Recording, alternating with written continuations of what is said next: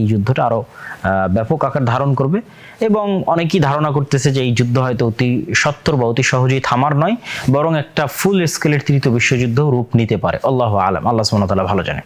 তো এই হামলার পাল্টা উত্তরে প্রথম দিকে অবশ্যই কোনো না কোনো মাধ্যমে ইরানের যে ডিফেন্স সিস্টেম ছিল, এয়ার ডিফেন্স সিস্টেম, সেটিকে অবশ্যই অকেজো করা হয়েছিল এবং যার ফলশ্রুতিতে এতটি সফল হামলা তারা পরিচালনা করতে সক্ষম হয়েছে। পরবর্তীতে ইরানও তার পাল্টা হামলা করা শুরু করে।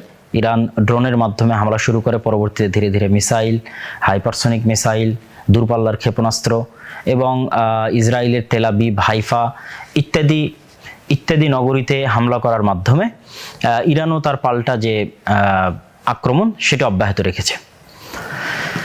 ইসরায়েলের আন্তর্জাতিক বিমানবন্দর বন্ধ ঘোষণা করা হয়েছে। উভয় পক্ষেই মোটামুটি ভালো ক্ষয়ক্ষতি হয়েছে আহত নিহতের দিক থেকে। অবশ্যই ইসরায়েলের কম হবে, ইরানের বেশি হবে, এটি স্বাভাবিক, কারণ ইসরায়েলের প্রতিটি বাড়িতেই অভ্যন্তরীণ বাংকার আছে এবং সাইরেন বাজলে তারা সেখানে আশ্রয় নেয়।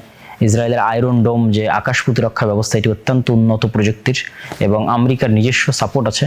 আমেরিকা যদিও বলতেছে আমরা সরাসরি এই যুদ্ধে আক্রমণে অংশগ্রহণ করছি না, তবে ইসরায়েলকে ডিফেন্স করার জন্য আমরা সাথে আছি। তো আমেরিকা যেহেতু ইসরায়েলকে ডিফেন্স করার জন্য সাথে আছে, সেহেতু ইরান যত মিসাইলে নিক্ষেপ করুক সেগুলো খুব কম সংখ্যকই লক্ষ্যভেদ করতেছে। অধিকাংশই রাস্তাতে ইন্টারসেপ্ট তথা রাস্তাতেই পাল্টা মিসাইল এসে সেগুলোকে আক্রমণ করে ধ্বংস করে দিচ্ছে, যেটা আকাশ প্রতিরক্ষা ব্যবস্থার অংশ। তো সেহেতু ইসরায়েলের ক্ষয়ক্ষতি কম হবে এবং ইরানের ক্ষয়ক্ষতি বেশি হবে, এটি স্বাভাবিক। যদি ইরানের পক্ষ থেকে যে দাবি করা হয়েছে যে ফাইটার জেট 35 এটি ধ্বংস করা হয়েছে, এটির আসলে এখন পর্যন্ত কোনো স্পষ্ট প্রমাণ পাওয়া যায়নি। ইরান হয়তো সামনে হরমুজ প্রণালী বন্ধ ঘোষণা করতে পারে। আপনারা ম্যাপে দেখলে দেখবেন যেটি পারস্য উপসাগর, ওমান সাগর এবং আরব সাগরের মধ্যে যে কানেকশন এবং মধ্যপ্রাচ্যের যতগুলো বড় বড় দেশ আছে তাদের তেল সহ বিভিন্ন কিছু আমদানি এবং রপ্তানির যে মূল লাইন, সেই হরমুজ প্রণালী, সেটি যদি ইরান বন্ধ ঘোষণা করে তাহলে এই যুদ্ধটা আরো ব্যাপক আকার ধারণ করবে এবং অনেকেই ধারণা করতেছে যে এই যুদ্ধ হয়তো অতি সত্বর বা অতি সহজেই থামার নয়, বরং একটা ফুল স্কেলের তৃতীয় বিশ্বযুদ্ধ রূপ নিতে পারে। আল্লাহু আলাম, আল্লাহ সুবহানাহু ওয়া তাআলা ভালো জানেন। আমরা যদি বর্তমান পরিস্থিতিটা একটু বুঝতে চাই, প্রেক্ষাপটটা বুঝতে চাই, তাহলে আমাদের কিছু জানা থাকা দরকার। যেহেতু এখানে অধিকাংশ বিশ্বের মুসলমানের হচ্ছে সুন্নি মুসলমান, আর ইরান একটি শিয়া অধ্যুষিত রাষ্ট্র, আবার ইসরায়েল হচ্ছে একটি ইহুদি কেন্দ্রিক একটা রাষ্ট্র। সেহেতু এই জায়গায় আসলে মুসলমানদের ভূমিকা কি হবে, বিশেষ করে সুন্নি মুসলমানদের, তারা অনেকেই হতবিহ্বল বা হয়তো চিন্তা করতে পারতেছে না বা ধারণা করতে পারতেছে না সে খুশি হবে না আনন্দিত হবে না দুঃখিত হবে না কষ্ট পাবে, কাকে সাপোর্ট দিবে, এইরকম একটা দ্বিধাদ্বন্দ্বের মধ্যে আছে। ফলত প্রেক্ষাপটটা আমাদের জানা দরকার। প্রেক্ষাপটটা তুলে ধরার জন্য আমি আপনাদের সামনে এতটুকু বলতে পারি যে ইরান এবং ইসরায়েলের মধ্যে অনেক বিষয়ে মিল আছে। সেই মিলটা হচ্ছে, ইরান যেমন একটি ধর্মভিত্তিক রাষ্ট্র, শিয়া ধর্মভিত্তিক, ইসরায়েলও ঠিক একটি ধর্মভিত্তিক রাষ্ট্র, ইহুদি ধর্মভিত্তিক।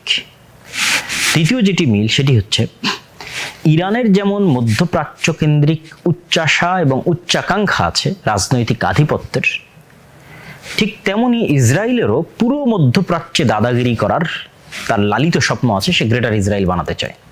তাহলে দুইজনের লক্ষ্য উদ্দেশ্য সেম, দুইজনই মধ্যপ্রাচ্যের সবচেয়ে শক্তিশালী প্রভাবশালী পাওয়ারে পরিণত হতে চায়, যেটাকে আপনারা পাওয়ার ডাইনামিক্স বলতে পারেন। এবং উভয়ই যে আসলে মধ্যপ্রাচ্যের পাওয়ারে নিজেদের সর্বোচ্চ স্থানে রাখতে চায়, এটির অনেকগুলো প্রমাণও আছে। যেমন ইরান অসংখ্য সুন্নি রাষ্ট্রে প্রক্সি যুদ্ধ পরিচালনা করেছে, এগুলো ধারণাপ্রসূত কোনো কথা নয়, বাস্তব সত্য। যেমন সিরিয়ার বাশার আল আসাদকে টিকিয়ে রাখার জন্য কাসেম সোলাইমানি সহ অসংখ্য শিয়া যারা মিলিশিয়া গ্রুপ আছে তাদের ব্যাপক অবদান আছে এবং তাদের হাতে বর্তমান সিরিয়ার যারা অধিকাংশ মুসলমান, সুন্নি মুসলমান, তাদের রক্তে তাদের হাত রঞ্জিত। এইটা কোনো কাল্পনিক কথা নয়, এটা একটা সত্য, ঐতিহাসিক বাস্তব সত্য ঘটনা। তো বাশার আল আসাদের পরাজয় ছিল মূলত ইরানের মধ্যপ্রাচ্যে তার যে শক্তিশালী হওয়ার যে উচ্চাভিলাষ, সে উচ্চাভিলাষের একটি পতন। ঠিক হিজবুল্লাহর মাধ্যমে প্রক্সি ওয়ার, হুথিদের মাধ্যমে প্রক্সি ওয়ার, এগুলো প্রত্যেকটাই ইরানের যে মিলিশিয়া গ্রুপগুলো, এগুলো ছিল ইরানের নিজস্ব রাজনৈতিক আধিপত্য বিস্তারের একটি ধ্যান এবং ধারণা বা চিন্তা বা চেষ্টা। ঠিক ইসরায়েলও চায় যে সে মধ্যপ্রাচ্যের সবচেয়ে শক্তিশালী পাওয়ারফুল কান্ট্রি হবে, যেটা আমরা দেখি যে ইসরায়েল তার কোনো শত্রু যদি, এটা শুধু ইসরায়েল না, ইসরায়েল এবং আমেরিকার যে নিজস্ব ওয়ার্ল্ড অর্ডার আছে, সেই নিজস্ব ওয়ার্ল্ড অর্ডার বিশ্ব ব্যবস্থা, এই বিশ্ব ব্যবস্থায় যদি তারা কাউকে শত্রু বা তাদের চাইতে কাউকে শক্তিশালী, তাদের জ্ঞান এবং প্রযুক্তি কারো কাছে চলে যাচ্ছে, এরকম যদি কোনো ধ্যান ধারণা বা সন্দেহ তাদের অন্তরে তৈরি হয়, তাহলে তারা আসলে দেখে না কে শিয়া, কে সুন্নি, কে খ্রিস্টান। তাদের ওয়ার্ল্ড অর্ডারের জন্য যেই হুমকি হবে তারা তাকে টার্গেট করবে। এবং এটার সবচেয়ে জ্বলন্ত উদাহরণ আপনাদের সামনে আছে সোভিয়েত ইউনিয়ন। সোভিয়েত ইউনিয়ন যখন আফগানিস্তান দখল করে নিল, তখন এই আমেরিকাই তালেবানদের, আল কায়দাদের, পাকিস্তানের, তাদেরকে অস্ত্র দিয়ে সহযোগিতা করে তাদেরকে সোভিয়েত ইউনিয়নের বিরুদ্ধে যুদ্ধে সহযোগিতা করলো। পরবর্তীতে মুজাহিদেরা যুদ্ধে বিজয় লাভ করে যখন অস্থিতিশীল অবস্থা থেকে একটা স্থিতিশীল অবস্থায় চলে গেল দেশ ইমারাত ইসলামিয়ার মাধ্যমে, যেটা আমেরিকা কল্পনা করেনি যে এত দ্রুত একটা দেশ অস্থিতিশীল থেকে স্থিতিশীল হবে। তো স্থিতিশীল অবস্থায় চলে গিয়ে যখন আবার ইসলামী শক্তির উত্থান ঘটতে লাগলো আফগানিস্তানে, তখন সেটাকেও তারা তাদের ওয়ার্ল্ড অর্ডারের জন্য থ্রেট মনে করলো। এবং তাদেরই লালিত পালিত, তাদের অর্থ, তাদের অস্ত্র দিয়ে লালিত পালিত মুজাহিদদের বিরুদ্ধে তারাই আবার আক্রমণ শুরু করলো। তাহলে এখানে এই আফগানিস্তানে আপনি প্রমাণ পাচ্ছেন যে আসলে আমেরিকা বা ইসরায়েল দেখে না যে কে খ্রিস্টান, কে ইহুদি, কে শিয়া, এটা দেখে না। তার ওয়ার্ল্ড অর্ডারের জন্য যে থ্রেট, তাকে তারা পৃথিবীর অস্তিত্ব থেকে মুছে দেবে। ঠিক ইরাকের ক্ষেত্রে দেখেন, ইরাকে বলা যায় 2001 সালে যে হামলা, 2003 সালে যে হামলা ইরাকে চালানো হয়, আর আফগানিস্তানে চালানো হয় 2001-এ, আর 2003-এ হচ্ছে ইরাকে। তো এই সাদ্দাম হোসেনের সাথেই কিন্তু 80-র দশকে, 1980 থেকে 1988 সাল পর্যন্ত সাদ্দাম হোসেনের সাথে বর্তমান ইরানের যুদ্ধ চলেছে প্রায় 10 বছর। এবং সেই শত্রুতার কারণে, তথা ইরাক এবং ইরানের ধর্মীয় শত্রুতা অথবা আরব এবং পারস্য জাতীয়তাবাদের শত্রুতার কারণে আমেরিকা যখন ইরাকের উপর আক্রমণ চালায়, তখন কিন্তু ইরান প্রত্যক্ষ এবং পরোক্ষ সহযোগিতা করেছে। সে কিন্তু আক্রমণে বাধা দেয়নি। এবং আমরা দেখেছি আমাদের চোখের সামনে ঈদুল আজহার দিন সাদ্দাম হোসেনকে ফাঁসি দিয়ে হত্যা করা হয়েছে।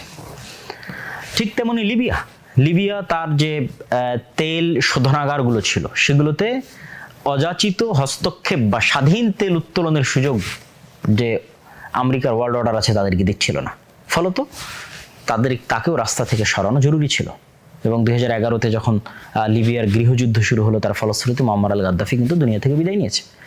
এখন সিরিয়া বলেন, লিবিয়া বলেন, ইরাকের বলেন, এই বিশাল ভূখণ্ডের তেলের খনি এখন পাশ্চাত্য প্রভুদের জন্য এক প্রকার উন্মুক্ত। এবং ইউরোপের যে রাশিয়ার উপর যে নির্ভরশীলতা, সেটি কমানোর জন্য রাশিয়া এবং ইউক্রেন যুদ্ধটাও কিন্তু প্রমাণ করে যে আসলে কে কোন ধর্মের সেটি বিষয় নয়, আমার আধিপত্যের জন্য যে শত্রু, আমি তার সাথে শত্রুতা করব। এই কারণে রাশিয়াকে ইউক্রেন যুদ্ধে ব্যস্ত রাখা আছে, যেন সেখানেই রাশিয়া তার শক্তিকে ক্ষয় করে ফেলে, তার শক্তিকে শেষ করে ফেলে। এবং রাশিয়া অলরেডি তার শক্তি কিন্তু ইউক্রেন যুদ্ধের পিছনে ক্ষয় হয়ে যাচ্ছে। তো রাশিয়ার উপর ইউরোপের যে নির্ভরশীলতা, গ্যাস কেন্দ্রিক নির্ভরশীলতা, এই নির্ভরশীলতা কমানোর জন্য যারা ইউরোপের দেশে থাকেন তারা খুব ভালোভাবেই জানেন যে ইউরোপে শীতপ্রবণ দেশ, সেখানে প্রচুর পরিমাণে হিটার চালানোর জন্য গ্যাসের প্রয়োজন হয়। তো সেই গ্যাসের নির্ভরশীলতা ইউরোপের উপর কমানোর জন্য যদি কাতার বা এই ধরনের দেশ থেকে গ্যাস নিয়ে যেতে হয়, তাহলে আপনাকে সিরিয়া এবং তুরস্কের মধ্যে দিয়ে পাইপ লাইন তৈরি করে নিয়ে যেতে হবে। সেই পাইপ লাইনটা সিরিয়ায় বা আমেরিকার পক্ষের সরকার তৈরি না হওয়া পর্যন্ত কিন্তু সেটি নিয়ে যাওয়া সম্ভব ছিল না। দেখা যাচ্ছে এই পাইপলাইন নিয়ে যেতে যদি তুরস্ক বাধা তৈরি করে, তাহলে ইরানের পরবর্তী টার্গেটে তুরস্ক পরিণত হবে, তথা ইরানের পরবর্তী যাকে ধরা হবে সে হচ্ছে তুরস্ক। তো সম্মানিত উপস্থিতি, আমি যেটি বুঝাতে চাচ্ছিলাম সেটি হচ্ছে এখানে ইরান এবং ইসরায়েলের মধ্যে যে যুদ্ধটা চলতেছে, এটি আসলে কিসের যুদ্ধ? এটি পাওয়ার ডাইনামিক্স। এটি এরকম না যে হ্যাঁ শিয়া সুন্নিদের খুব ভালোবাসে ইরান, এই জন্য সে ইসরায়েলের প্রতি আক্রমণ করতেছে, সে মসজিদ আকসা মুক্ত করতে চায় এই জন্য ইসরায়েলের প্রতি আক্রমণ করতেছে, সে গাজাকে মুক্ত করতে চায় এই জন্য ইসরায়েলের প্রতি আক্রমণ করতেছে, এরকম না। বিষয়টা এরকম নয়। এরকম হলে যখন গাজার মানুষ ক্ষুধার্ত ছিল, ঠিক আছে, তাদের কাছে খাবার যাচ্ছিল না, পরাজিত ছিল, হামাসের বাঁচার কোনো রাস্তা ছিল না, তখনই যুদ্ধ শুরু হয়ে যেত, কিন্তু তখন হয়নি। ঠিক ইসরায়েলও যে সৌদি, কুয়েত, কাতার, বাহরাইন তাদেরকে রক্ষা করবে এই জন্য সে ইরানকে ধ্বংস করতেছে, ইরানের পরমাণু অস্ত্রের যেন মালিক না হয় এই নিয়াতে সে চেষ্টা করতেছে, এটিও কিন্তু না। তারা আসলে দুইজনই মধ্যপ্রাচ্যের প্রভু হতে চায়। একজন ইহুদি ধর্মকেন্দ্রিক এবং আরেকজন শিয়া ধর্মকেন্দ্রিক, এবং দুইজনই মধ্যপ্রাচ্যে অবস্থিত অন্য দেশগুলোকে শত্রু জ্ঞান করে। আমি জানি না মধ্যপ্রাচ্যের অন্য দেশেরা এই নলেজটুকু তারা রাখে কিনা যে আসলে ইসরায়েলও তাদেরকে শত্রু জ্ঞান করে এবং ইরানও তাদেরকে শত্রু জ্ঞান করে। এখানে যেই আসলে টিকে যাবে সে পরবর্তীতে এই পুরো মধ্যপ্রাচ্যে আধিপত্য বিস্তার করবে। তো মধ্যপ্রাচ্যে আধিপত্য বিস্তারের একটা ধর্মভিত্তিক রাজনৈতিক দ্বন্দ্ব হচ্ছে ইরান এবং ইসরায়েলের এই দ্বন্দ্ব। এবং ইরান এবং ইসরায়েলের এই দ্বন্দ্বে আমাদের যেটি সবচেয়ে বেশি শিক্ষার আছে সেটা হচ্ছে, দেখেন ইরানকে বারবার ডোনাল্ড ট্রাম্পের যে টুইট, আপনারা এক্স, এখন তো টুইটার না, এক্স প্ল্যাটফর্মে গিয়ে যদি আপনারা ডোনাল্ড ট্রাম্পের লাস্ট 4-5টা পোস্ট দেখেন, তাহলে সেখানে তিনি স্পষ্টভাবে একজন প্রেসিডেন্ট পদের জায়গা থেকে স্পষ্টভাবে থ্রেটমূলক বাক্য উচ্চারণ করে তিনি বলছেন যে আমি বারবার ইরানকে বলেছি যে তোমরা একটা পারমাণবিক চুক্তি করো, ঠিক আছে, আমাদের সাথে নেগোসিয়েশনে আসো, না হলে 60 দিনের সময় 61 দিন থেকে তোমাদের খবর আছে, অমুক আছে তুমুক আছে, আমেরিকা বিশাল অস্ত্রের অধিকারী, ধ্বংস করে দিবে, শেষ করে দিবে, অসংখ্য, মানে সব ভয়াবহ রকমের সব থ্রেট। তাহলে সারমর্ম কথা কি, ইরানের যে পারমাণবিক যে প্রযুক্তি অর্জনের যে অভিলাষ সেটি যেন পূরণ না হয়। ইরাকের সাদ্দাম হোসেনও কিন্তু সে অভিলাষ করেছিল, তাকে কিন্তু ধ্বংস করে দেওয়া হয়েছে। তাহলে বিষয়টা কি বোঝাচ্ছে, যে বর্তমান পৃথিবীতে কিন্তু প্রযুক্তির যুদ্ধ চলতেছে, জ্ঞানের যুদ্ধ চলতেছে, যে আপনি পারমাণবিক বম কিভাবে বানায় এই জ্ঞান এবং এই প্রযুক্তিটা আপনি অর্জন করবেন, এটা পৃথিবীর কেউ সহ্য করতেছে না। সে আপনি ইহুদি হন, খ্রিস্টান হন, বৌদ্ধ হন, সেটা পরের বিষয়, কিন্তু আপনি যেন এই জ্ঞান না পান। এর আরেকটা আপনাদেরকে উদাহরণ দেই, যেমন ধরেন চায়না যেন চিপ বা সেমিকন্ডাক্টরের যে নলেজ, এটাতে যেন টপ লেভেলে না পৌঁছতে পারে, এই জন্য চায়নার উপর কিন্তু এই কেন্দ্রিক নিষেধাজ্ঞা দেওয়া আছে। এরকম বলা যায় 7 থেকে 8টা টপ লেভেলের প্রযুক্তি এবং টেকনোলজি আছে যেটা আমেরিকা চায় না যে অন্য কেউ এই প্রযুক্তি পরিপূর্ণরূপে তার কাছে চলে যাক। তার মধ্যে যেমন পারমাণবিক প্রযুক্তি আছে, মিসাইল অ্যান্ড ডিফেন্স সিস্টেম আছে, ঠিক তেমনি এআই এবং সাইবার ইন্টেলিজেন্স প্রযুক্তি আছে, স্টিলথ টেকনোলজি, এই যে স্টিলথ ফাইটার জেটের কথা বলা হচ্ছে 35, এই স্টিলথ টেকনোলজি হচ্ছে রাডারকে ফাঁকি দেওয়ার টেকনোলজি। এই টেকনোলজি অন্য কেউ পেয়ে নিক, এটা কখনোই আমেরিকা চায় না। ঠিক তেমনি সেমিকন্ডাক্টর এবং চিপ তৈরির যে প্রযুক্তি, এনভিডিয়া বা ইন্টেল এরকম আমেরিকান যে কোম্পানিগুলো আছে তারাই টপ লেভেলের। আমাদের মোবাইলের মধ্যে যে চিপ থাকে, কম্পিউটার এবং ল্যাপটপের মধ্যে থাকে, এটা কিন্তু পুরোপুরি আমেরিকার একচ্ছত্র নিয়ন্ত্রণে, যেটার 50% তৈরি হয় তাইওয়ানের সাথে চায়নার দ্বন্দ্বটা কিন্তু এই কেন্দ্রিক। তথা আমি আপনাদের যেটি বুঝাতে চাচ্ছি যে পুরো পৃথিবীতে বর্তমান যে যুদ্ধটা চলতেছে, ইরান এবং ইসরায়েলের যে যুদ্ধ চলছে, এটা জ্ঞানের যুদ্ধ, এটা প্রযুক্তির যুদ্ধ, এবং জ্ঞান এবং প্রযুক্তিতে যে এগিয়ে ক্ষমতা তার হাতে। রাশিয়ার সাথে যে দ্বন্দ্ব, চায়নার সাথে যে দ্বন্দ্ব, জ্ঞান এবং প্রযুক্তির দ্বন্দ্ব। কিন্তু দুঃখজনক হলো সত্য যে আমরা মুসলমানেরা কিন্তু সেই জ্ঞান এবং প্রযুক্তি থেকে অনেক অনেক পিছিয়ে আছি। এবং আরেকটা বিষয়ে আমরা পিছিয়ে আছি, একে তো আমরা জ্ঞান এবং প্রযুক্তি থেকে মুসলমানেরা পিছিয়ে আছি, এবং আরেকটা বিষয় আমরা সবচেয়ে বেশি পিছিয়ে আছি, সেটি হচ্ছে দেখেন যে অপারেশন ইসরায়েল পরিচালনা করছে, এই অপারেশনের নাম ইসরায়েল দিয়েছে রাইজিং লায়ন। এবং এই অপারেশনের নাম যখন সে দেয় তখন সে তাদের যে তাওরাহ বা ওল্ড টেস্টামেন্ট যেটাকে আমরা বলি, হিব্রু ভাষায় লেখা, সেটার বুক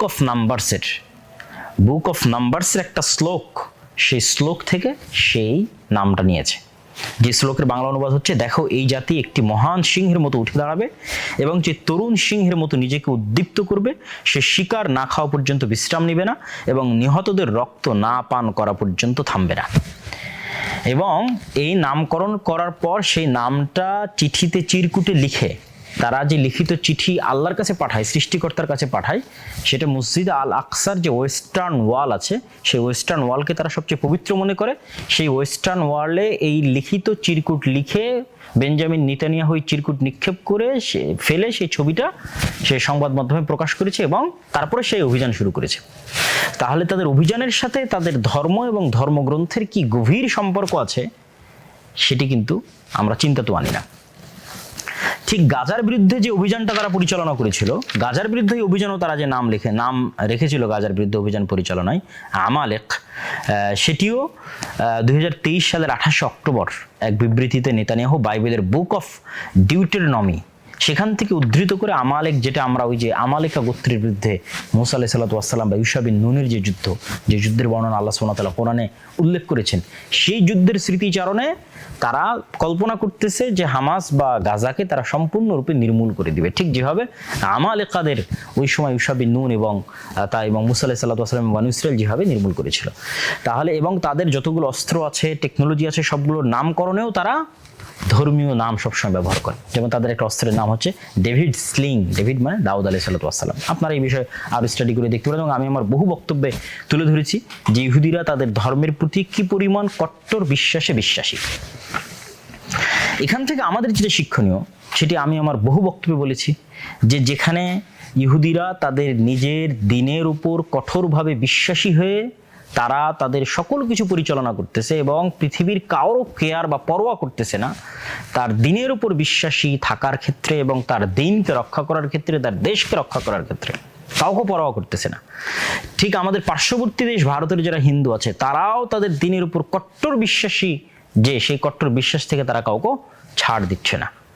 কিন্তু আমরা মুসলমানেরা পরস্পরে প্রতিযোগিতা করতেছি যে কে কত বড় সেকুলার আর কে কত বড় অসাম্প্রদায়িক সেটি তুলে ধরার জন্য। এই সমস্ত অসাম্প্রদায়িকতা আর সেকুলারদের পৃথিবীতে কারো কাছে দাম নাই। তারা শুধু গোলাম এবং দালাল হিসেবে পৃথিবীতে বসবাস করতে পারে। আর গোলাম এবং দালালের বাইরে যদি মেরুদণ্ড সোজা করে শক্ত করে দাঁড়াতে হয়, তাহলে নিজ দিনের উপর পূর্ণ আত্মবিশ্বাস, পূর্ণ আস্থা এবং পূর্ণ কনফিডেন্স, কোনো প্রকার হীনম্মন্যতা ছাড়া যদি আপনি সামনের দিকে আগাতে পারেন, তবেই পৃথিবী আপনাকে দাম দিবে, পৃথিবী আপনাকে গণনার মধ্যে কাউন্ট করবে। এবং ইরানের উপর যে হামলা চলছে সেটা প্রমাণ করে যে ইরানকে তারা গণনার মধ্যে কাউন্ট করতেছে। ইরানকে কেন গণনার মধ্যে কাউন্ট করতেছে? ইরানের নিজস্ব ওয়ার্ল্ড অর্ডার আছে, ইরানের নিজস্ব থিওরি আছে, যদিও সেটা শিয়া ধর্মীয় রাজনীতি কেন্দ্রিক, যেটাও মধ্যপ্রাচ্যের সুন্নি রাষ্ট্রগুলোর জন্য থ্রেট, কিন্তু তারপরেও সে তার নিজস্ব আদর্শে অটল এবং অটুট। এই কারণে তাকে গণনার মধ্যে, ধর্তব্যের মধ্যে আনতে হচ্ছে ইসরায়েলকে। আর আমরা যারা আমাদের ইমান এবং আকীদা বিক্রি করে দিচ্ছি বা সেকুলার হওয়ার প্রতিযোগিতায় লিপ্ত আছি, অসাম্প্রদায়িক হওয়ার প্রতিযোগিতায় লিপ্ত আছি এবং নিজের দিনের উপর হীনম্মন্যতা আমরা বোধ করি এবং কতটুকু নিজের দিনে ছাড় দেওয়া যায়, কম্প্রোমাইজ করা যায়, সেটা নিয়ে আমরা চিন্তা করি, তাদের আসলে পৃথিবীতে কোনো ভাত নাই, অথবা তাদের আসলে পৃথিবীতে কেউ দাম দেওয়ার বা কেউ গণনা করার যোগ্যও মনে করে না। এই জন্য আমি এই ইরান ইসরায়েলের যে যুদ্ধ চলতেছে, এই যুদ্ধের যদি আমি সারমর্ম বা সামারি যদি আমি আপনাদের সামনে তুলে ধরি, তাহলে সেই সামারি এবং সারমর্মের এতটুকু বলতে পারি, বা আরো দু একটা পয়েন্ট যদি ছুটে গিয়ে থাকে, যে ইরানের সাথে যেই মৌখিক দ্বন্দ্ব, এটা আসলে তথাকথিত যে ইসলামী বিপ্লব তারপরই শুরু হয়েছে। এই তথাকথিত ইসলামী বিপ্লব 1979-এর আগের যে সময়গুলো, যখন রেজা শাহ পাহলবিরা ছিল, তখন কিন্তু সেকুলার শ্রেণী বা সেখানে বসবাস করতো। ঠিক যেমন আমরা আমাদের দেশে যেমন বলে থাকি শাহবাগী বা এই জাতীয়, ঠিক আছে? তো ইসরায়েলও কিন্তু চাচ্ছে যে ওই জাতীয় কেউ ইরানের ক্ষমতায় আসুক, যে সেকুলার হবে, অসাম্প্রদায়িক হবে, ছাড় দিবে, কম্প্রোমাইজ করবে এবং ওই রেজা শাহ পাহলবির বংশধরদেরকে পুনরায় ইরানে বসানোর জন্য কিন্তু তারা চেষ্টা করতেছে। তো আসলে আমেরিকা এবং ইসরায়েলের যে সমগ্র পৃথিবীব্যাপী যে নিজস্ব একটা ওয়ার্ল্ড অর্ডার, এবং এর বিরুদ্ধে যদি কেউ দাঁড়ায় তারা তাকে ছাড় দিবে না, এটি ঠিক। এবং হয়তো পরবর্তী টার্গেটে তুরস্ক পরিণত হতে পারে, পাকিস্তান, এবং ধারাবাহিকভাবে সৌদি সহ অন্যান্য ইসলামী মুসলিম যে দেশগুলো তারাও আসবে। তো এইটার ক্ষেত্রে আসলে মুসলমানদের করণীয় কি? তাদের যে শক্তি, সেই শক্তির সামনে দাঁড়ানোর মতো মুসলমানদের নিজস্ব শক্তি তৈরি করার চিন্তা থাকতে হবে। যে আপনি শুধু আমেরিকা থেকে অস্ত্র কিনবেন, সেই অস্ত্রের সফটওয়্যারও তাদের কাছে, ঠিক আছে? সেটা আপনি নতুন করে সেই অস্ত্র তৈরির যে টেকনোলজি, সেটাও সে আপনাকে দিবে না। আবার সেই অস্ত্র যদি আপনি তার বিরুদ্ধে প্রয়োগ করতে চান, সেটির অনুমতিও সে দিবে না। সেই অস্ত্র যদি আপনি ইসরায়েলের বিরুদ্ধে প্রয়োগ করতে চান, সেটির অনুমতিও সে দিবে না। হ্যাঁ, পাকিস্তানের কাছে আমেরিকা যে অস্ত্রগুলো বিক্রি করে, সেটি যেন ভারতের বিরুদ্ধে ব্যবহার না করা যায়, সেই শর্ত দিয়ে থাকে। তাহলে শুধু অস্ত্র কেনার প্রতি যদি নির্ভর করে, আমি যে সামারিটা করতেছি, যে বর্তমান বিশ্বে প্রযুক্তির যুদ্ধ চলতেছে, জ্ঞানের যুদ্ধ চলতেছে। ইরানের উপর আক্রমণ করা হচ্ছে শুধু এই কারণেই যে সে জ্ঞানের দিক থেকে তার পরমাণু বিজ্ঞানীরা পারমাণবিক জ্ঞান অর্জন করে ফেলতেছে, এই কারণে আক্রমণ হচ্ছে, জ্ঞানের যুদ্ধ। অতএব মুসলিম বিশ্বের যারা কান্ট্রি আছে, আমাদের ছোট দেশ বাংলাদেশ, তাদেরও আসলে শুধু চেতনা বিক্রি করা বাদ দিয়ে বা সেকুলার হওয়ার প্রতিযোগিতা বাদ দিয়ে তাদেরও মনোযোগ দেওয়া উচিত যে কিভাবে তারা নিজস্ব প্রযুক্তি ডেভেলপ করবে। বর্তমান যে ফিফথ জেনারেশনের যে যুদ্ধগুলো পরিচালিত বা ফোর্থ এবং ফিফথ জেনারেশনের যে যুদ্ধগুলো পরিচালিত হচ্ছে, এই যুদ্ধগুলোতে ড্রোনের ভূমিকা, এয়ার ডিফেন্স সিস্টেমের ভূমিকা, ঠিক আছে, এবং সাইবার অ্যাটাকের ভূমিকা, এগুলো তো আপনারা ভারত পাকিস্তান এবং বর্তমান ইরান ইসরায়েল যুদ্ধে যারা মোটামুটি অবজার্ভ করেছেন তারা খুব ভালোভাবে জানেন। এই প্রত্যেকটা সেক্টরে বাংলাদেশ পিছিয়ে আছে। বাংলাদেশের এয়ার ডিফেন্স সিস্টেম বলতে কিছুই নেই, বাংলাদেশের ড্রোন ব্যবস্থা বলতে কিছুই নেই, বাংলাদেশের ফাইটার জেট আক্রমণ করবে, ঠিক আছে, বা মিসাইল সিস্টেম ক্ষেপণাস্ত্র নিক্ষেপ করবে, কিছুই নেই। এগুলো প্রত্যেকটাতে আমরা পিছিয়ে আছি। আমাদের পার্শ্ববর্তী কোনো দেশ যদি আমাদের উপর আক্রমণ করে, যেমনটা ইসরায়েল ইরানের উপর করেছে, তাহলে ইরানের যে অবস্থা আছে তার হাজার গুণ খারাপ অবস্থায় বাংলাদেশের। আর আমাদের যুব সমাজ ব্যস্ত আছে কিসে? জুয়া, নেশা, মদ, খেলতামাশা। আর ইসরায়েলের ইহুদিরা কিসে ব্যস্ত আছে? জ্ঞান, গবেষণা, ঠিক আছে, নতুন নতুন প্রযুক্তি, জীবন দেওয়া। প্রত্যেকটা ইসরায়েলের নাগরিকের জন্য যুদ্ধের ট্রেনিং নেওয়া জরুরি, ফরজ। সবাইকে 2 বছরের জন্য যুদ্ধের ট্রেনিং নিতে হয়, তারপরে তারা নিজ নিজ কাজে ব্যস্ত থাকে, যুদ্ধ শুরু হলে আবার তাদের অ্যাক্টিভ হতে হয়, ঠিক আছে। এটাই তাদের জীবনের লক্ষ্য এবং উদ্দেশ্য। আর আমাদের জীবনের কোনো লক্ষ্য নেই, কোনো উদ্দেশ্য না। তো আমাদের নবী মুহাম্মদ সাল্লাল্লাহু আলাইহি ওয়াসাল্লাম আমাদের জন্য জীবনের লক্ষ্য এবং উদ্দেশ্য দিয়ে গেছেন, কিন্তু আমরা লক্ষ্যহীন উদ্ভ্রান্তের মতো ঘুরে বেড়াচ্ছি এবং আনপ্রোডাক্ট তথা কোনো প্রকার প্রোডাক্টিভিটি ছাড়া শুধু এর গিবত করা, মারামারি করা, গন্ডগোল করা, কোনো প্রোডাক্টিভ কাজ নাই, কোনো গঠনমূলক কাজ নাই, ঠিক আছে। ফেসবুক, ইউটিউব, টুইটারে সময় নষ্ট করা, কোনো লাইফ স্টাইলের কোনো টাইম ম্যানেজমেন্ট নাই যে আমার লাইফ স্টাইল কীভাবে হবে, স্বাস্থ্যের প্রতি কোনো খোঁজ নাই যে আমি স্বাস্থ্য ঠিক রাখবো, সময়কে কাজে লাগাবো, টাইমকে ঠিকভাবে কাজে লাগাবো, কিছুই নাই।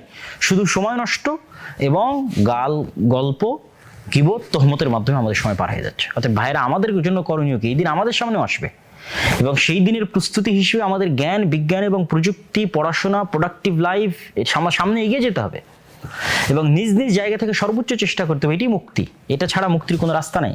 হ্যাঁ, আমরা হয়তো শক্তি দিয়ে তাদের সাথে পারবো না, কিন্তু শক্তির বিষয়ে আল্লাহ সুবহানাহু ওয়া তাআলা, যেটা বলে আমি আমার বক্তব্য শেষ করব, শক্তির বিষয়ে আল্লাহ সুবহানাহু ওয়া তাআলা বলেছেন, ফাআম্মা আদুন ফাস্তাকবারু ফিল আরজ বিগাইরিল হাক্কি ওয়া ক্বালু মান আশাদ্দু মিন্না কুওয়া। আদ জাতিকে যখন ধ্বংসের ঘোষণা আল্লাহ দিয়েছিলেন, তখন আদ জাতি বলেছিল যে বর্তমান পৃথিবীতে আমাদের চেয়ে শক্তিশালী কে আছে? মান আশাদ্দু মিন্না কুওয়া। যেমন আজকে আমেরিকা, ইসরায়েল বলতে পারে যে সব টেকনোলজি তো তাদের কাছে, পৃথিবীতে আর কারো কাছে কোনো টেকনোলজিই নেই। যে 2-1টা মুসলিম দেশ তাদের কাছে টেকনোলজি কিনেছে, সেগুলো তো তারা তাদের বিরুদ্ধে ব্যবহার করতে পারবে না। সুতরাং তাদের চেয়ে সুপার পাওয়ার পৃথিবীতে কেউই নাই, এটাই সত্য কথা। কিন্তু আল্লাহ সুবহানাহু ওয়া তাআলা বলছেন, আওয়ালাম ইয়ারাউ আন্নাল্লাহাল্লাযী খালাকাহুম হুয়া আশাদ্দু মিনহুম কুওয়া। মানুষেরা কি জানে না যে আমেরিকার ইসরায়েল যদি সুপার পাওয়ার হয়, তো আমেরিকার ইসরায়েলকে কে সৃষ্টি করেছে? এই আমেরিকা, আল্লাহ নিজে কোরআনে বলছে, আওয়ালাম ইয়ারাউ আন্নাল্লাহাল্লাযী খালাকাহুম, যে আমেরিকা এবং ইসরায়েলকে যে আল্লাহ সৃষ্টি করেছে, সে আল্লাহ তো তাদের যে শক্তিশালী। আমেরিকা এবং ইসরায়েল যদি আজকের সকল জ্ঞান, বিজ্ঞান এবং টেকনোলজির মালিক হয়ে শক্তিশালী হয়, তো এগুলো সবগুলোর সৃষ্টিকর্তা হচ্ছেন আল্লাহ সুবহানাহু ওয়া তাআলা। আমেরিকা এবং ইসরায়েলের সৃষ্টিকর্তা, এই টেকনোলজি, ড্রোন, এয়ার ডিফেন্স সবগুলো সৃষ্টিকর্তা আল্লাহ সুবহানাহু ওয়া তাআলা। তাহলে আল্লাহ হচ্ছেন তাদের চেয়ে শক্তিশালী। তো আল্লাহ অবশ্যই অলৌকিক কিছু ঘটাতে পারেন, ঘটাবেন, ঘটান, ঘটিয়ে থাকেন, ভবিষ্যতেও ঘটাবেন, কিন্তু তাদের জন্যই ঘটান যারা পাওয়ার যোগ্য। ফিরআউনকে মুসা আলাইহিস সালাতু ওয়াস সালাম তার শক্তি দিয়ে পরাজিত করবে, এরকম কোনো শক্তি মুসা আলাইহিস সালাতু ওয়াস সালামের কাছে ছিল না, এই জন্য তাকে পালিয়ে যেতে হচ্ছিল। কিন্তু আল্লাহ পৃথিবীর ইতিহাসের সবচেয়ে ব্যতিক্রম অলৌকিক ঘটনা ঘটিয়ে ফিরআউনকে ধ্বংস করে দিয়েছে। তো এইরকমই কোনো অলৌকিক ঘটনার মাধ্যমে আল্লাহ ধ্বংস করতে পারেন, কিন্তু সেটার জন্য যে চেষ্টা, যে কনিষ্ঠতা, যে ইখলাস, সেটা কিন্তু আমাদের নাই, যে ত্যাগ, সেটা কিন্তু আমাদের নাই। আমাদের যে ইউরোপীয় উপনিবেশ, পুরো মুসলিম বিশ্বের সকল মুসলমানদের সমস্যা হচ্ছে, উৎস হচ্ছে ইউরোপীয় উপনিবেশ। এই যে আফ্রিকায় যে সমস্যা, ইব্রাহিম ট্রাওরে, ঠিক আছে, বুরকিনা ফাসোর যে আফ্রিকান মুসলমানদের উপর যে ফ্রান্সের যে উপনিবেশ, ঠিক আছে, যে আপনার টাকা কেন্দ্রীয় ব্যাংক, ফ্রান্সের কেন্দ্রীয় ব্যাংকই রাখতে হবে, অসংখ্য যে শর্তগুলো, এটা না দরকার আমরা আরেকদিন আলোচনা করবো ইনশাআল্লাহ। তো এই যে উপনিবেশ, আফ্রিকায় উপনিবেশ, বর্তমান পাকিস্তান, ভারত এবং কাশ্মীরের দ্বন্দ্ব, এটাও উপনিবেশের সৃষ্টি, ফিলিস্তিন, ইসরায়েলের দ্বন্দ্ব, এটাও উপনিবেশের সৃষ্টি। এই 190 বছরের উপনিবেশ মুসলমানদেরকে এমন, মুসলমানদের জিনের মধ্যে, ব্লাডের মধ্যে এমনভাবে গোলামি, কলোনিয়াল মাইন্ড সেট আপ ঢুকিয়ে দিয়েছে যে মুসলমানেরা তাদের আত্মমর্যাদা, আত্মসম্মান ভুলে গেছে। তাদের একটা টাকার জন্য মিথ্যা বলা, একটা টাকা বেশি ইনকাম করার জন্য দুর্নীতি করা, এটি তাদের মজ্জাগত স্বভাব। ধোঁকা দেওয়া, এটি তাদের মজ্জাগত স্বভাব। এই জন্য মুসলমানদের কিনে নেওয়া আমেরিকা এবং ইসরায়েলের কাছে 1-2 মিনিটের ব্যাপার। এই যে ইরানের মধ্যে এত মুজাদের গোয়েন্দা কিভাবে অর্থের কাছে বিক্রি হয়ে যাওয়া, ঠিক আছে। আর অন্যদিকে একটা ইহুদি গোয়েন্দা যদি বুঝতে পারে সে ধরা পড়বে, তাহলে সে বিষ পান করে মারা যাবে। কি পরিমাণ তার নিজের উপর আস্থা, ঠিক আছে, আর আমরা হচ্ছে আমাদের দিনকে বিক্রি করে দিব টাকার জন্য। এই টাকার জন্য বিক্রি করে দিব, এই মেন্টালিটি আমাদের মধ্যে তৈরি হয়েছে কিভাবে? 190 বছরের গোলামির মাধ্যমে তৈরি হয়েছে। এই জন্য আল্লামা ইকবাল বলেছেন, সাবাক ফিরসে পার সাদাকাত কা, সুজাআত কা, আদালত কা, লিয়া জায়েগা তুঝসে কাম দুনিয়া কি ইমামত কা।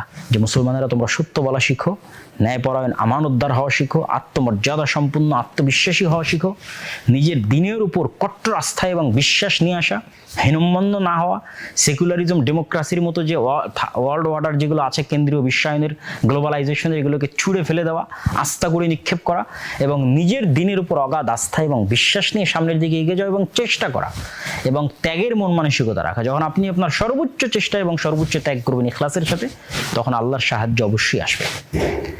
তো সম্মানিত উপস্থিতি, আমরা যদি আমাদের পুরো আলোচনা সামারি করি, তাহলে আমরা এটি বলতে চাই যে ইরান এবং ইসরায়েলের যে যুদ্ধ, এটা পাওয়ার ডাইনামিক্স।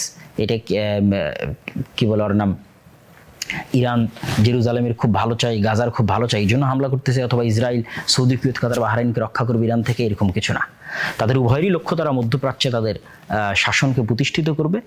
এই জন্য একজন আরেকজনকে সহ্য করতে পারতেছে না, কেন উভয়ই জ্ঞান বিজ্ঞান থেকে একজন আরেকজনের কাছাকাছি চলে আসতেছে। এই জন্য তাদের মধ্যে এই ফাইটটা লাজেম, জরুরি ছিল, এটা হওয়ারই ছিল, এটা সংঘটিত হয়ে গেছে। কিন্তু এখান থেকে আমাদের জন্য যে শিক্ষাগুলো নেওয়ার আছে, মুসলিম উম্মার জন্য যে শিক্ষাগুলো নেওয়ার আছে, সেই শিক্ষাগুলো তাদেরকে নিতে হবে এবং সেভাবেই সামনের পথ আমাদেরকে বাছাই করার চেষ্টা করতে হবে। আল্লাহ সুবহানাহু ওয়া তাআলা আমাদের তৌফিক দান করুক, আল্লাহুম্মা আমিন।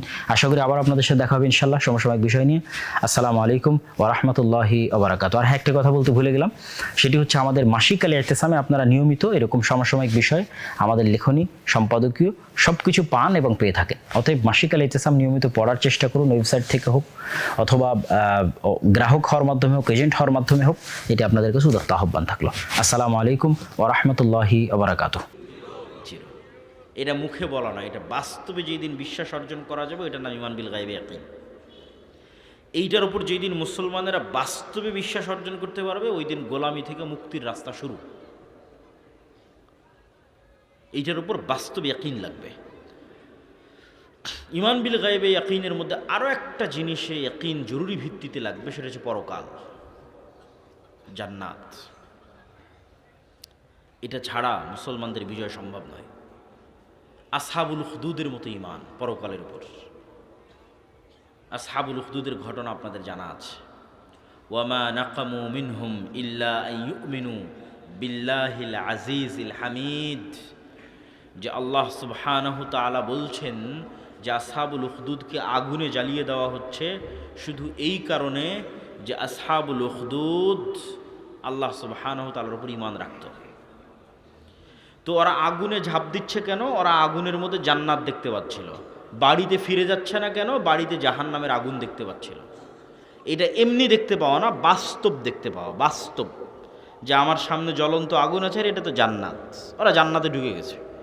আসহাবুল উখদুদের লোকেরা আগুনে ঢোকেনি, কিসে ঢুকেছে বলেন তো? জান্নাতে ঢুকে গেছে। আর ওদের বাড়ি ঘরে ফিরে যায়নি কেন? ওদের বাড়ি ঘরে কি আছে? জাহান্নাম। মুসলমান যেই দিন এইভাবে জান্নাতকে দেখতে পারবে, এইভাবে পরকালকে দেখতে পারবে, সেই দিন মুসলমানদের বিজয় শুরু হবে। 4টে পয়েন্ট বলা হয়ে গেল, আর 2টো পয়েন্ট বলে বক্তব্য শেষ করব। পয়েন্ট নাম্বার 1 বলেছি জ্ঞান, পয়েন্ট নাম্বার 2 বলেছি সত্যবাদীদের ন্যায়পরায়ণতা, পয়েন্ট নাম্বার 3 বলেছি ঈমান বিল গায়বি ইয়াকিন, পয়েন্ট নাম্বার 4 পূর্ণাঙ্গ তাওহীদ এবং আল্লাহর সাহায্য। নবী মুহাম্মদ সাল্লাল্লাহু আলাইহি ওয়াসাল্লাম বিজয়ের জন্য আল্লাহর সাহায্যের মুখাপেক্ষী ছিলেন। মুসা, দাউদ, সুলাইমান সকল নবী বিজয়ের জন্য আল্লাহর সাহায্যের মুখাপেক্ষী ছিলেন। আল্লাহর সাহায্য ছাড়া মুসলমানদের বিজয় অতীতে কোনোদিন হয়নি, ভবিষ্যতে কোনোদিন হবে না, ফুল স্টপ। এই জন্য আমাকে এবং আপনাকে আগে নিশ্চিত করতে হবে যে আমি আল্লাহর সাহায্য কি পাচ্ছি, আল্লাহর সাহায্য কি আসতেছে, এটা নিশ্চিত করতে হবে। নিশ্চিত করবেন কি দিয়ে? এটা একটা খুব জরুরি বিষয়। আল্লাহর সাহায্য ছাড়া মুসলমানদের বিজয় হবে না, সম্ভব নয়। নবীদের হয়নি, আপনাদেরও হবে না, আমাদেরও হবে না। আল্লাহর সাহায্য নিশ্চিত করতে হবে। মুহাম্মদ সাল্লাল্লাহু আলাইহি ওয়াসাল্লাম বদরের যুদ্ধের আগের রাতে লম্বা সালাত আদায় করছেন। সেই লম্বা সালাত দেখে আবু বকর রাদিয়াল্লাহু তাআলা আনহু পর্যন্ত ক্লান্ত। কাফাকা মুনাশাদাতাকা রাব্বাক, হে আল্লাহর নবী যথেষ্ট হয়েছে, আর কত দোয়া করবেন, আর কত সালাত আদায় করবেন? আপনি তো আল্লাহর নবী, আল্লাহ তো আপনাকে বিজয় দিবেই, আর কত? কিন্তু মুহাম্মদ সাল্লাল্লাহু আলাইহি ওয়াসাল্লাম আবু বকর রাদিয়াল্লাহু তাআলা আনহুর চেয়েও বেশি ভালো জানতেন, বেশি ভালো বুঝতেন যে আগামীকাল বদরের যুদ্ধে আমি মুহাম্মদ বিজয় অর্জন করতে পারবো না যতক্ষণ না মহান আল্লাহর সাহায্য আমি না পাচ্ছি। আর মহান আল্লাহর সাহায্য ততক্ষণ পর্যন্ত আমি পাবো না যতক্ষণ না আমি রাতের সালাতে না দাঁড়াচ্ছি।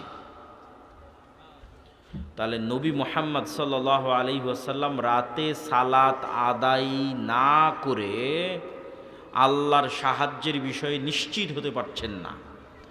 আর সেই নবীরই উম্মত গুনাহগার পাপিষ্ঠ আমরা 5 ওয়াক্ত সালাত, রাতের সালাত বহুদূরের কথা, 5 ওয়াক্ত সালাত আদায় না করেই শুধু মিছিল আর তাকবীর দিয়ে ইসলামকে বিজয় করে দেব। আমার কথা কি বোঝা যায়? মুসলমান যদি মনে করে তাদের মুক্তির দরকার, শুরু হবে সালাত দিয়ে। 5 ওয়াক্ত সালাতে নাই যে তাকে আল্লাহ চিনে না, সে কে? তাকে আল্লাহ জানে না, সে কে? সে কিসের তাকবীর দেয়, কিসের মিছিল করে, কিসের কথা বলে যে আমি জীবন দেব, কিসের? 5 ওয়াক্ত সালাতে আছে যে তাকে আল্লাহ চিনে, যে হ্যাঁ সে মুসলমান, সে আমার সাহায্য চায়, সে ইসলামকে বিজয়ী করতে চায়। তাকে আল্লাহ সুবহানাহু ওয়া তাআলা চিনে, তাকে আল্লাহ গণার মধ্যে ধরবে, কাউন্ট করবে। 5 ওয়াক্ত সালাতের পরে লাগবে রাতের সালাত। সালাতে আসমান থেকে গায়েবী মদদ নেমে আসে। আজকের আধুনিক যুগে যে ইন্টারনেটের মাধ্যমে আপনারা পরস্পরে যোগাযোগ করছেন, অনলাইন লাইভ ক্লাসে একত্রিত হচ্ছেন, যে ইন্টারনেট দিয়ে 1000 কিলোমিটার দূরের America, London, Europe, Saudi, Kuwait, Qatar, বাহরাইনে বসেও আপনার সাথে লাইভ কথা বলতে পারছে, তার চেয়েও শক্তিশালী লক্ষ কোটি গুণে, হাজারো গুণে শক্তিশালী প্রযুক্তি সালাত, যেটা দুনিয়ায় থাকা মানুষকে 7 আসমানে আরশের উপর যে রব্বুল আলামিন আছে তার সাথে লাইভ কানেক্টেড করে দেয়, সরাসরি মুখোমুখি। সালাতে দাঁড়ানো আর রব্বুল আলামিনের মুখোমুখি হওয়া, এটা একটা পদ্ধতি, এটা একটা ওয়ে, যেটা কাজে লাগিয়ে 7 আসমানে রব্বুল আলামিনের সাথে কানেক্টেড হওয়া যায়, লাইভ কানেক্টেড হওয়া যায়। সেম ওই পদ্ধতিতেই, ওই সময়ই ওইভাবেই দাঁড়াতে হবে, ওই অজু, ওই নিয়ত, ওই সিস্টেম, ওই পদ্ধতি। আপনাদের মোবাইলের পাসওয়ার্ড যেভাবে কাজ করে, ফিঙ্গারপ্রিন্ট যেভাবে কাজ করে, তার চেয়ে বেশি পাওয়ারফুল কাজ করবে সালাত। যে আপনি চাপ দিলেন ওপেন হয়ে গেল, ওর চেয়ে বেশি পাওয়ারফুল। দাঁড়াবেন, সাথে সাথে রব্বুল আলামিন আপনার সাথে কানেক্টেড হয়ে গেল। এই জন্য নবী এবং রাসূলগণ যে কোনো বিপদে পড়ে আগে কি করতেন? সালাতে দাঁড়াতেন। কেন? এটা যোগাযোগের মাধ্যম, যোগাযোগের ওয়ে আল্লাহ সুবহানাহু ওয়া তাআলার সাথে। জিবরাইলের মাধ্যমে শিখানো আছে নবীদেরকে।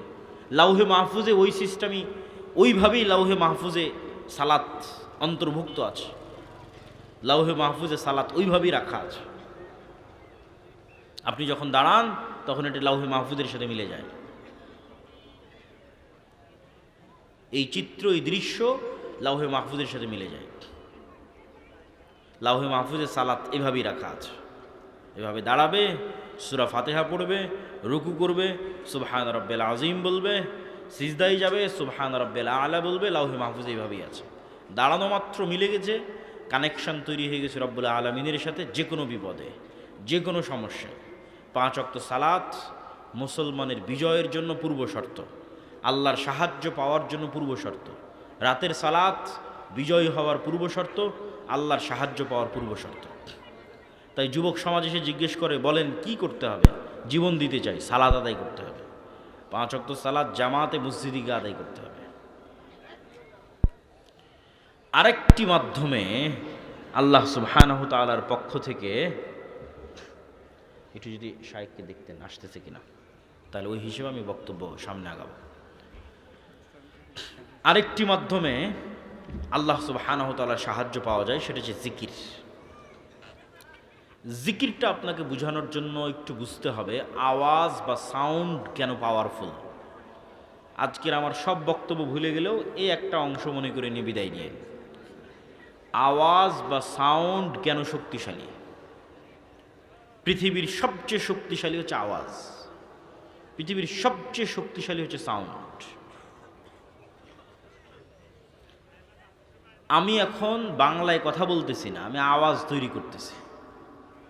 প্রমাণ, এখানে নিয়ে এসে একজন চাইনিজকে বসিয়ে দিয়ে ওকে বলি তুমি বক্তব্য দাও, আপনারা কিছু বুঝবেন না, খালি আওয়াজ শুনবেন, আওয়াজ শুনবেন। এখন সামনে একজন জাপানিজকে বসিয়ে দিয়ে বলে আমি বক্তব্য দিচ্ছি, বাবা তুমি শুনো, ও কি শুনতেছে? আওয়াজ শুনতেছে। তাহলে আলটিমেটলি আমি একটা আওয়াজ তৈরি করতেছি।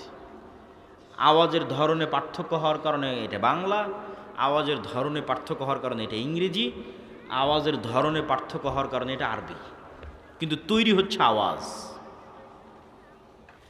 সুলাইমান আলাইহিস সালাতু ওয়াস সালাম এই আওয়াজের প্রযুক্তি সবচেয়ে ভালো জানতেন, আল্লাহ তাকে দিয়েছিলেন। প্রিয় উপস্থিতি, আপনারা একটু এই কথাটা মনোযোগ দিয়ে শুনতে হবে। সুলাইমান আলাইহিস সালাতু ওয়াস সালাম বললেন, কে পারবে রানী বিলকিসের সিংহাসনকে উঠিয়ে নিয়ে আসতে? ক্বালা ইফরিতুম মিনাল জিন, ইফরিত নামক জিন বলল, আপনি এখন যে মাজলিসে বসে আছেন এই মাজলিস থেকে ওঠার আগেই আমি ওই সিংহাসন এখানে নিয়ে আসব। সুলাইমান আলাইহিস সালামের পছন্দ হয়নি, এত দেরি আমার হবে না, আমার আরো দ্রুত লাগবে। আল্লাযী ইনদাহু ইলমুম মিনাল কিতাব, যার কাছে কিতাবের জ্ঞান ছিল।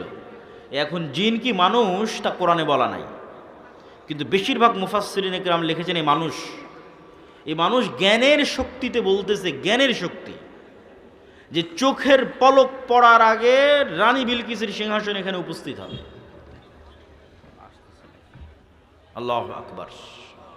কিছু মুফাসসির লিখেছেন সেই জ্ঞান ছিল বিশেষ জিকিরের জ্ঞান, সাউন্ড টেকনোলজি, আওয়াজ, বিশেষ কোনো জিকির যা লাউহে মাহফুজে আছে, সেই বিশেষ জিকিরের জ্ঞান তার কাছে ছিল। জাস্ট ওই জিকিরের মাধ্যমে সে সিংহাসনকে চোখের পলকে ট্রান্সফার করেছে। আজকের যুগে কি ট্রান্সফার হয়? ডাটা ট্রান্সফার হয়। আমি লিখতেছি, ওইটা ট্রান্সফার হচ্ছে, কিন্তু বস্তু ট্রান্সফার ইম্পসিবল। এই টিস্যুটা এখান থেকে চোখের পলকে আমেরিকা যাবে, এটা অসম্ভব। হ্যাঁ, আমার মেসেজ, আমার কথা, আমার ডাটা চোখের পলকে এখান থেকে আমেরিকা যাচ্ছে, এই প্রযুক্তি আমরা পেয়েছি। কিন্তু বস্তু ট্রান্সফার হবে চোখের পলকে, এই প্রযুক্তি কিন্তু আমরা পাইনি। এই প্রযুক্তি সাউন্ড, আওয়াজের প্রযুক্তি, যেটা সুলাইমান আলাইহিস সালাতু ওয়াস সালামের যুগে ছিল।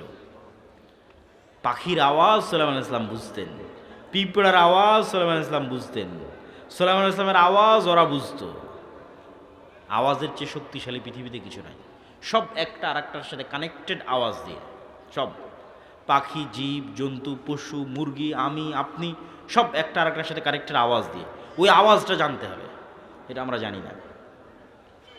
যদি আমি আপনাকে বুঝাতে পারি যে আওয়াজ সবচেয়ে শক্তিশালী, এবার চলেন, ইউসাব্বিহু লিল্লাহি মা ফিস সামাওয়াতি ওয়া মা ফিল আরজ, আসমান জমিন এবং তার মধ্যে যা কিছু আছে তার সব কিছু 24 ঘন্টা আওয়াজ করে আল্লাহর তাসবিহ পড়ে। আমার এই গায়ের চাদর আওয়াজ করে তাসবিহ পড়তেছে, এই টিস্যু আওয়াজ করে তাসবিহ পড়তেছে, এটার আওয়াজ হচ্ছে। আমি শুনতে পাচ্ছি না কেন? পিঁপড়ার চলার আওয়াজ যেমন আমি শুনতে পাই না, এর আওয়াজ আমি তেমন শুনতে পাচ্ছি না। তো শুধু কি এ জিকির করে না, এ জিকির বুঝেও। মুয়াজ্জিন যখন আজান দেয়, যতদূর পর্যন্ত আওয়াজ পৌঁছবে ওই মুয়াজ্জিনের পক্ষে এই বস্তু কিয়ামতের মাঠে সাক্ষী দিবে। আল্লাহু আকবার।